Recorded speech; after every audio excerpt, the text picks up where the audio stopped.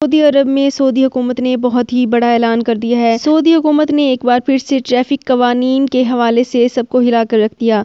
बहुत ही बड़ी खबर आप लोगों के साथ शेयर करने जा रही हूँ। गाड़ियों और मोटरसाइकिलों की नुमाया नंबर प्लेट की नीलामी शुरू कर दी गई है।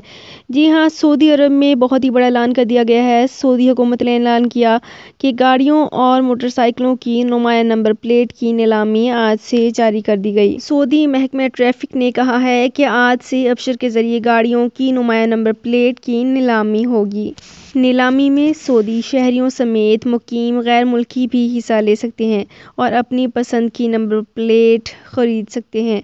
महकमे ने मजीद बताया है कि गाड़ियों और मोटरसाइकिलों की नुमाया नंबर प्लेट की नीलामी में शिरकत करने के लिए अबशर अकाउंट का होना बहुत ज़रूरी है। तो फ्रेंड्स, ये थी मेरी आज की वीडियो। इस वीडियो को फेसबुक पेज पर ज़्यादा से ज़्यादा शेयर कीजिए। शुक्रिया।